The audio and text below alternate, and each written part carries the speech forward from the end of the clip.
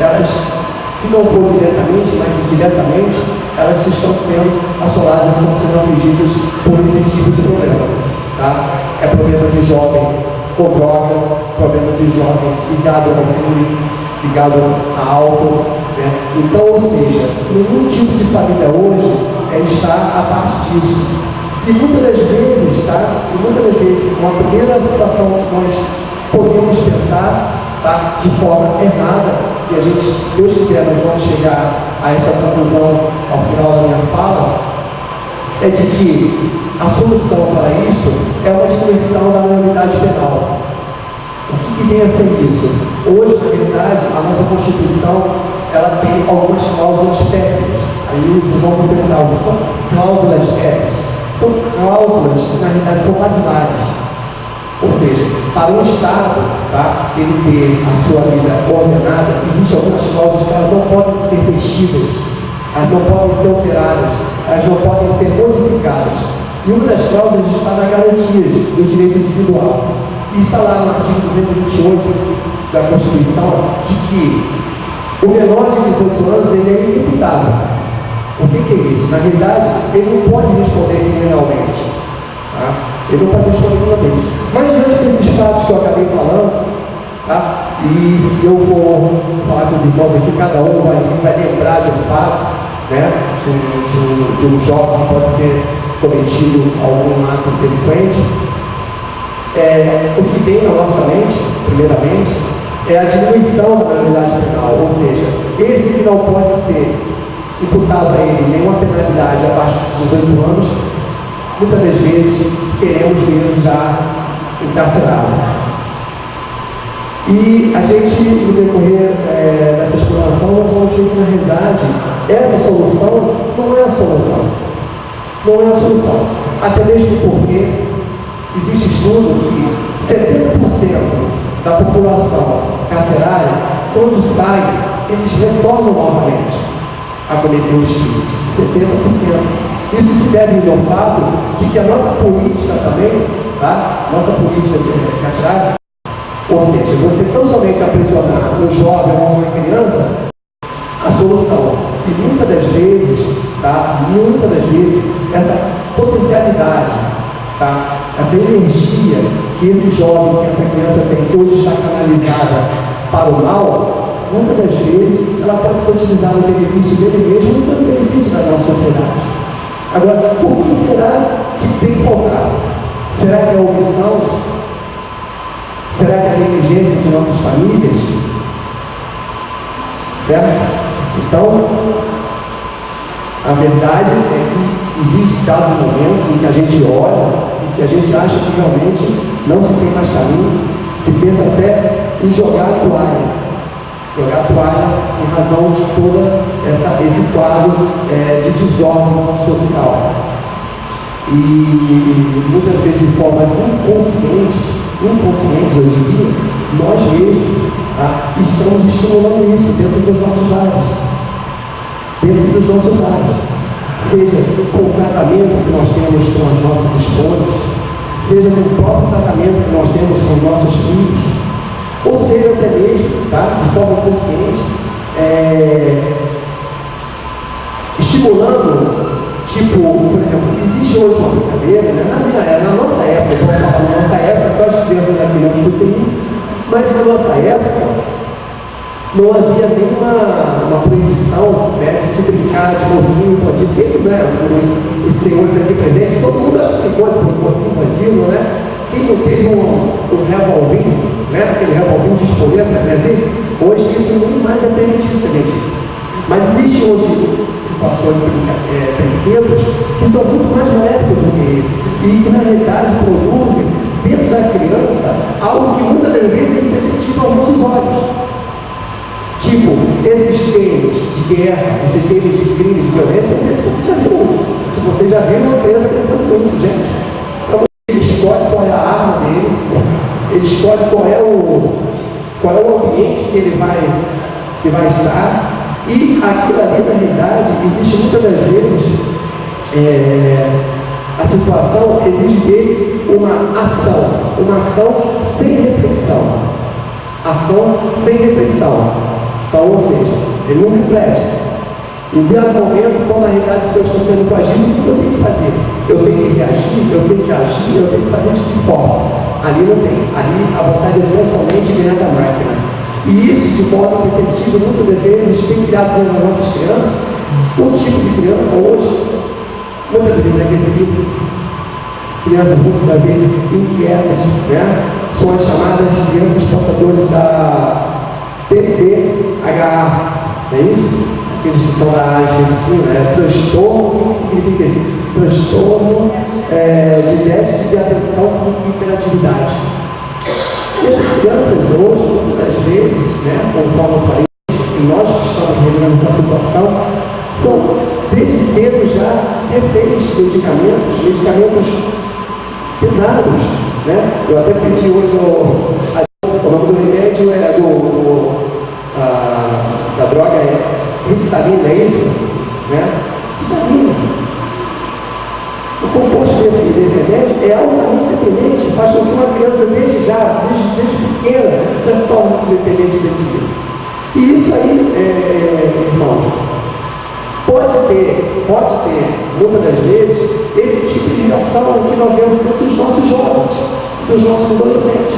Porque, como eu já falei, não tão somente essa situação, ela está restrita à família de baixa renda, à família, né, a classe média e também na classe alta. Quantas vezes nós vemos aí jovens de classe alta média, né, matando os próprios pais, né, assim?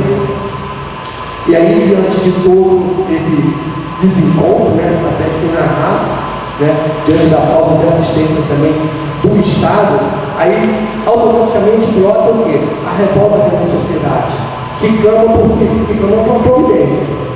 E aí, se falta política e não outra intenção, né, chegam-se com o descobrimento novo da porta.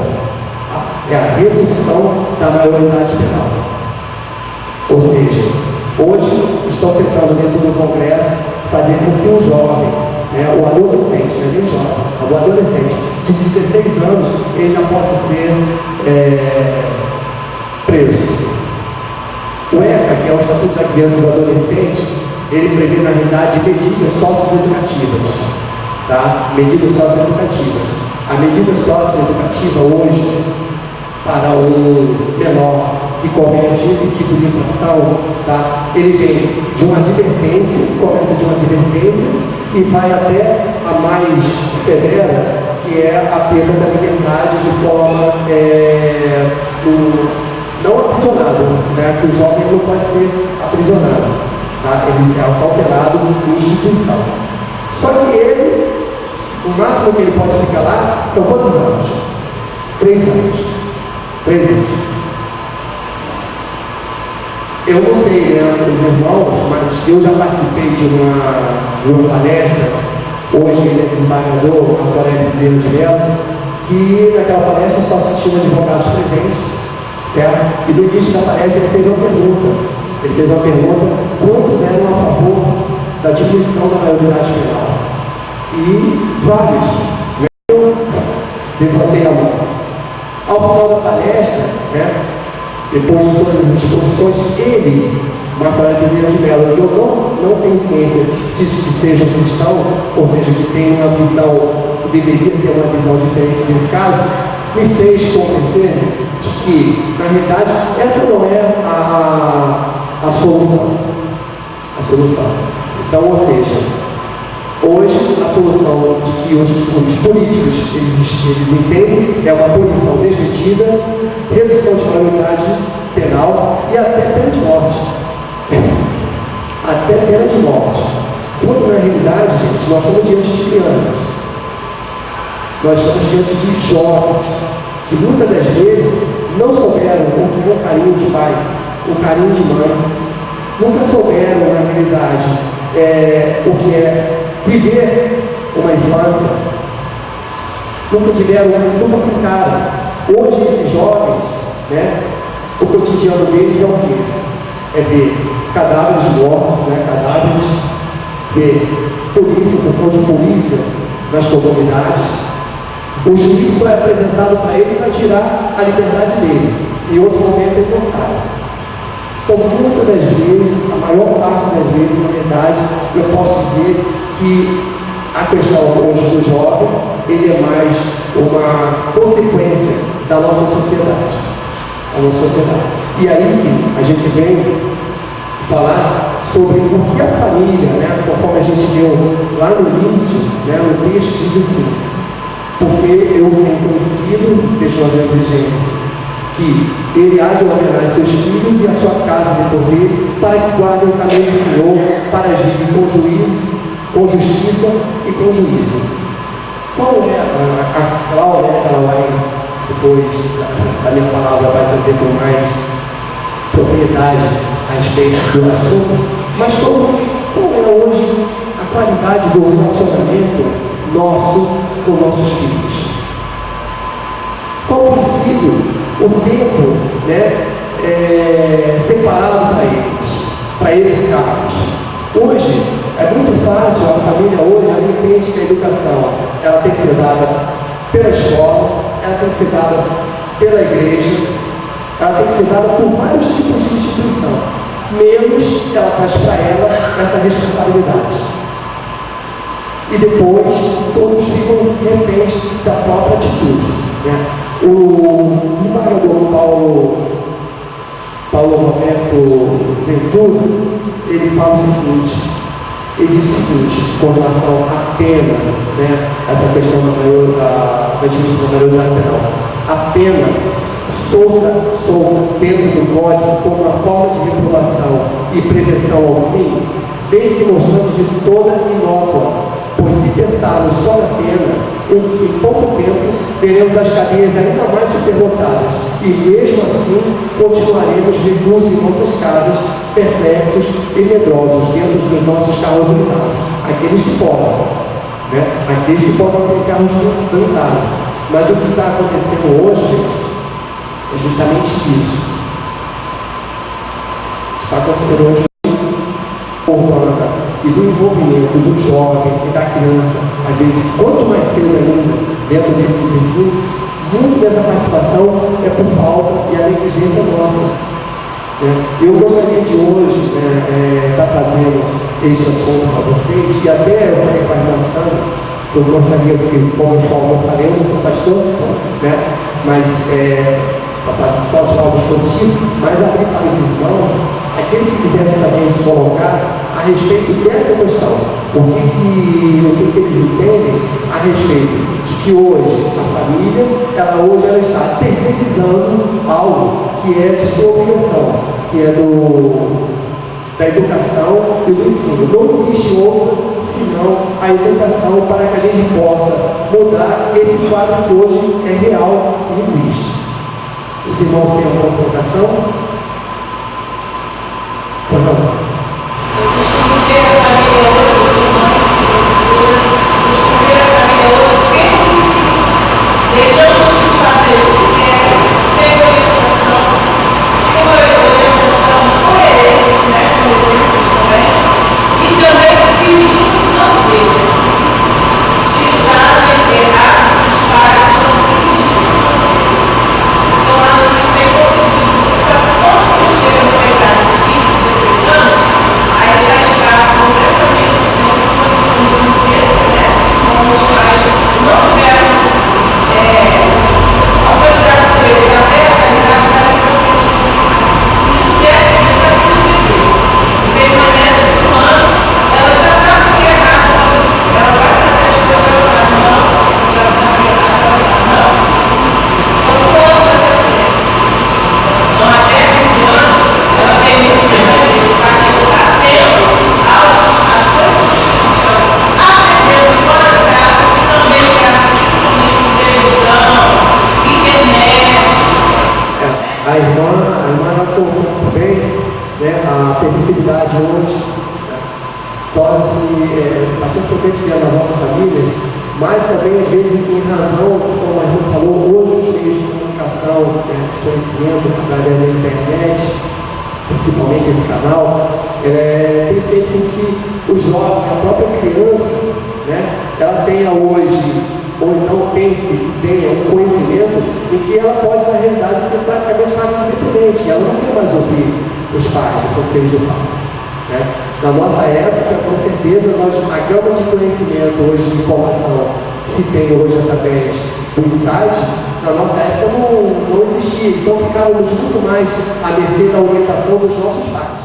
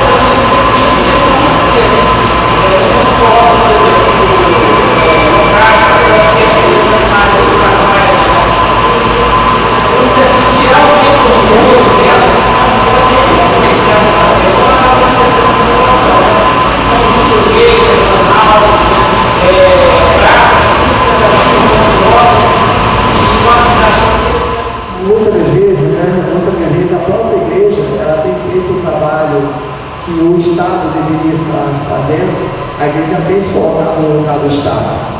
Tem se colocado no lugar do Estado e tem propiciado ao jovem, à criança, momentos onde ela possa, através de atividades, estar se integrando mais à sociedade, estar se integrando mais dentro de uma questão social, educativa, quando na realidade essa omissão do Estado, nessa omissão do Estado, ele se deve realmente mais a essa questão que eu te falei, política. Hoje você vê, tivemos já governantes passados que começaram projetos, né, tipo por exemplo o próprio Isolões, onde se previa que a criança entraria de manhã, né, e saía. Mas o outro governante, o outro político que assume, para ele não é interessante tão somente pegar aquela situação, ele tem que fazer algo dele, novo. Quando criar um projeto bom, é deixado de lado. Então, realmente, muitas vezes, por razões políticas, essas situações elas continuam no nosso problema, continuam na nossa sociedade. Bom, alguém mais quer se colocar? Eu, assim, conforme eu falei, né, eu gostaria apenas de deixar para vocês, já finalizando a minha fala, de que nós devemos ter uma visão, tá? Uma visão diferente. Hoje, se alguém chegar para você e falar a respeito da diminuição da maioridade penal, eu espero, tá, que vocês tenham uma visão diferente. Porque não é o carceramento da criança e do jovem aos 16 ou menos de 16 que vai solucionar. Isso é algo para bem mais à frente, mas tem que começar agora com o trabalho de educação. O trabalho de educação das nossas crianças. E principalmente a nossa família não negligenciar no sentido de dar a essa atenção que ao jovem e à criança é devida. Não terceirizar isso. Assumir o seu papel dentro da sociedade, a nossa família, principalmente a nossa família cristã, né? E conforme diz aqui na nossa divisa, ensina a criança no caminho que deve andar, ainda quando for velho, não se desviará dele. Bom, então essa é a minha palavra. Eu deixo então agora a palavra para o pastor presidente, eu passo diretamente para a Cláudia. Obrigado, irmãos, pela atenção especial.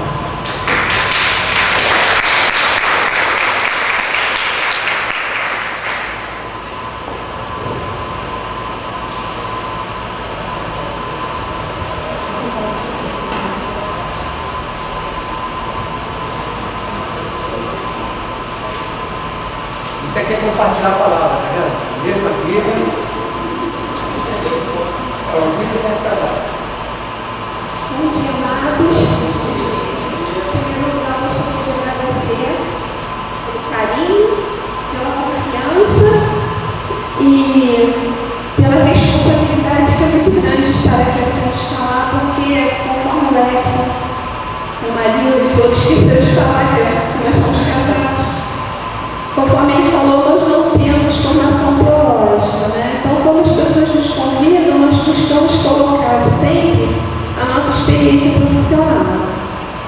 Meu nome é Valdinete, sou psicóloga, sou diaconisa nessa casa e nós temos 26 anos de casados e temos um casal de filhos. Somos pais da Raíssa, 23 anos, acabamos de se formar em Direito, e temos o Juan, 17 anos, que está caminhando para se formar na área de comunicação, de jornalismo. E assim, a palavra que eu trouxe hoje para vocês, eu vou trazer essa palavra no seguimento ao que o Edson falou em relação a essa qualidade de relacionamento nossa com a nossa casa, né? Então, em primeiro lugar, eu gostaria de pedir aos irmãos que abrissem as suas Bíblias em João, capítulo 14.